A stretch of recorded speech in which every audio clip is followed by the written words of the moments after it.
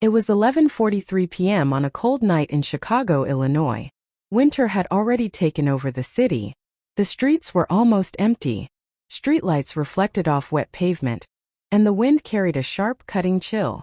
In neighborhoods like this, people felt safe. They trusted locked doors. They trusted quiet streets. They trusted appearances. That night, those beliefs would be broken. The 911 call. At exactly 11:46 p.m., a call came into emergency services. The dispatcher answered calmly as always. 911, what's your emergency? There was a pause. Then a woman spoke. Her voice was low, controlled, almost too calm. My husband is missing, she said. I think something terrible happened. Her name was Emily Carter. She lived at 1428 North Maple Drive. Police units were dispatched immediately. Arrival at the scene. Detective Mark Wilson arrived at the house at 12:02 a.m. Mark was 42 years old. He had been with the Chicago Police Department for nearly 2 decades. He had seen it all: murders, disappearances, families destroyed in a single night. But something about this call felt different. The house was large. White exterior. Perfect lawn. The kind of house people dream of owning. The front door was unlocked. Mark paused before stepping inside. Unlocked doors always told a story.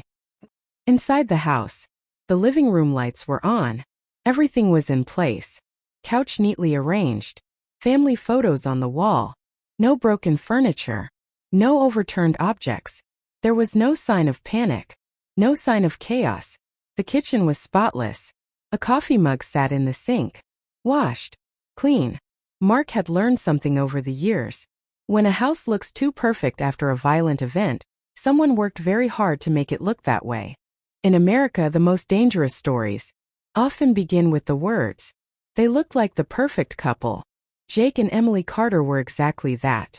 At least from the outside. Who was Jake Carter? Jake Carter was 38 years old. He worked as a financial consultant. Well paid. Respected. Friends described him as calm and responsible. He paid his bills on time. He stayed out of trouble. He didn't drink much. Jake was the kind of man people trusted, which made his disappearance even more shocking. Emily's version of the marriage. When police interviewed Emily again the next morning, her story was clear and confident. She said, "We loved each other. We rarely fought. Jake was stressed about work, that's all." She described a normal American marriage. 2 people. A nice home. A stable life. But Detective Mark Wilson knew something important. Perfect stories are rarely true. Digging deeper, Mark requested phone records, text messages, call logs. What he found didn't match Emily's story. There were dozens of missed calls between Jake and Emily. Late-night arguments. Long conversations ending suddenly. The marriage wasn't peaceful. It was cracking. Financial pressure. Then came the finances. Jake had opened 2 separate bank accounts that Emily didn't know about. Large amounts of money were being moved quietly. Not stolen. Saved. Prepared. Jake was planning something. The divorce attorney. A breakthrough came when Mark contacted a law firm downtown. Jake Carter had met with a divorce attorney just 3 weeks before he disappeared. He asked about assets. He asked about protection. And most importantly, he asked, "What happens if my spouse gets angry?" That question stayed with Mark. Lucy's second interview. Lucy Hernandez was brought in again. This time away from the house. Away from Emily. Lucy looked exhausted. She admitted she hadn't told police everything. "I was scared," she said. She explained that the fighting had been getting worse. Not loud every time, but intense. Jake was afraid. He had told Lucy, "If anything happens to me, remember what you heard." Lucy never thought she'd need to. The night of the argument. Lucy described the night Jake disappeared. She heard raised voices from the bedroom. Emily was angry. Jake sounded desperate. Then came a loud noise. Not a scream. Not a gunshot. Something heavy hitting something soft. Then silence. That silence lasted the rest of the night. Emily under pressure. Police confronted Emily with the new information. The secret accounts. The lawyer. Her reaction changed. She became defensive. She said Jake was paranoid. She said he imagined threats. But paranoia doesn't open bank accounts. Paranoia doesn't plan exits. Fear does. Mark's realization. Mark sat at his desk late that night. Photos from the bedroom were spread out. The blood. The watch. 2:17 a.m. That was when something ended. Maybe a life. Maybe a marriage. Maybe both. A hidden pattern. Mark noticed something else. Every argument in the phone records ended around the same time each night, between 2 o'clock and 2:30 a.m. That wasn't random.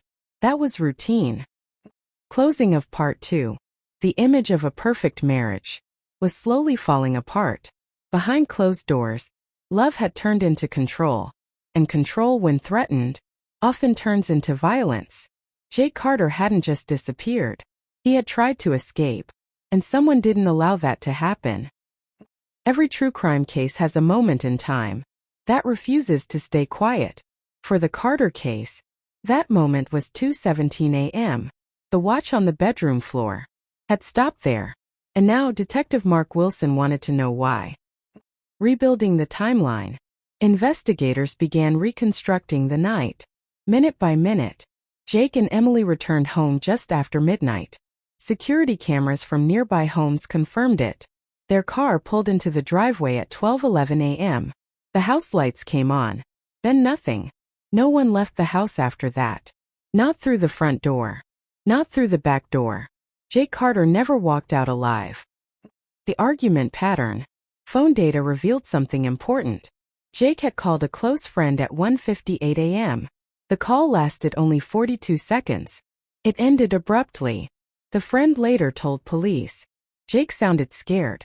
He said things were getting out of control. That was the last call Jake ever made. Inside the bedroom, crime scene analysts returned to the bedroom. This time they weren't looking for blood. They were looking for behavior. The blood pattern on the wall was low. Too low for someone standing, which meant Jake was either sitting or already falling. There were no defensive wounds visible in the room. No broken nails. No overturned furniture. This wasn't a chaotic fight. It was fast.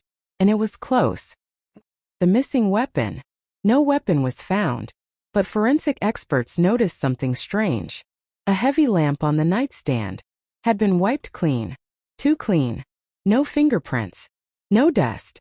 Someone had handled it, then erased themselves. Emily's story changes. Emily's story changes. Police interviewed Emily again. This time her confidence was gone. She admitted they argued that night. She admitted Jake was planning to leave. But she insisted he walked out alive. Mark asked a simple question. If he left, why is his phone still inside the house?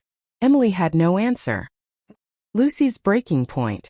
Lucy Hernandez was brought in again. This time she couldn't stop crying. She revealed something new. She heard a thud at exactly 2:17 a.m. She checked the time because the sound scared her. That detail froze the room. The watch. The noise. The silence. Everything lined up. The cleanup. Investigators noticed something else. The bedroom carpet had been professionally cleaned. At 3:40 a.m., receipts showed Emily had called a 24-hour cleaning service. She told them there was a wine spill. Wine doesn't smell like iron. Blood does. A calculated calm. Mark reviewed body cam footage from the first night. Emily never asked where Jake was taken. She never asked if he was alive. She only asked one thing. When can this be over? That question mattered. The psychology of control. Mark consulted a behavioral analyst. The conclusion was clear. Emily wasn't panicking. She was managing. Managing the scene. Managing the narrative. Managing the outcome. This wasn't an accident. This was control collapsing. The mistake. Emily made one critical mistake. She assumed silence meant safety. But silence speaks. And at 2:17 a.m., it screamed. Closing of Part 3. Detective Mark Wilson stood in the empty bedroom once again. The blood was gone. The carpet was clean. But the truth was still there. Because time doesn't stop for no reason. And neither does guilt. At 2:17 a.m., Jake Carter's life had ended. Now it was only a matter of proving it. In every true crime case, there comes a moment when investigators stop asking, "What happened?" and start asking, "What was the victim afraid of?" For Detective Mark Wilson, that moment arrived on the fourth day of the investigation. Jake's digital shadow. Jake Carter was careful, not paranoid careful. Mark requested access to Jake's laptop, tablet, and cloud accounts. Most of it looked normal.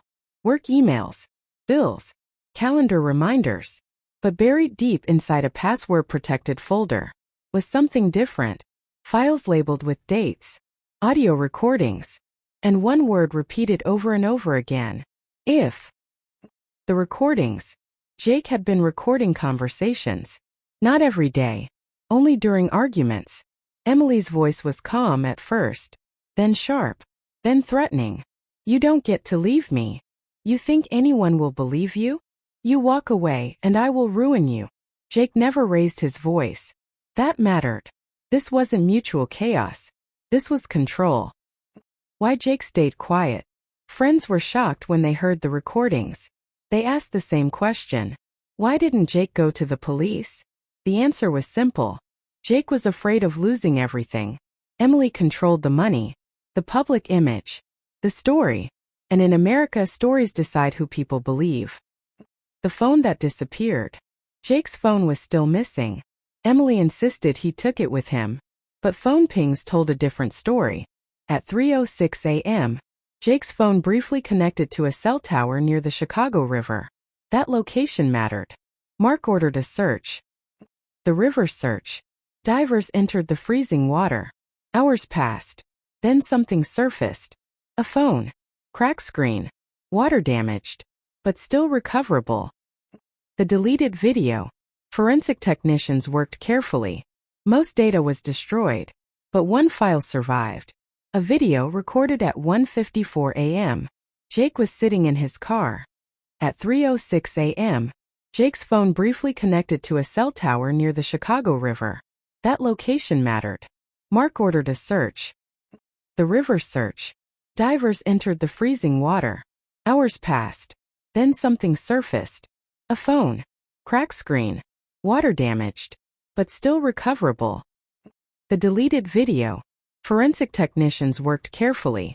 Most data was destroyed. But one file survived. A video recorded at 1:54 a.m. Jake was sitting in his car. His voice was quiet. "If you're watching this, something went wrong." He explained everything. The threats. The fear. The plan to leave. Then he said something that changed the case forever. "If anything happens to me, it was not an accident." Emily didn't know. Emily never knew about the video. She thought deleting the phone meant deleting the truth. But digital evidence remembers. Lucy's final piece. Lucy was shown the video. She broke down. She admitted something she had been hiding. After the thud at 2:17 a.m., Emily called her into the bedroom. There was blood. Emily said, "You help me clean this, or you lose everything." Lucy helped out of fear. Fear makes people silent. The case shifts. Mark watched the video again and again. This was no longer a missing person case. This was premeditated, calculated, and now proven. Emily was brought in for questioning again. This time Mark didn't accuse. He listened. And that made Emily nervous. Emily slips. Emily said one sentence she shouldn't have. He fell. No one had said Jake fell. That detail was never shared. Mark wrote it down. That was the crack. Closing of Part 4. Jake Carter knew something bad was coming. He tried to leave quietly. He tried to protect himself. But he underestimated one thing. When control is threatened, it fights back. And the truth he tried to hide was about to become public.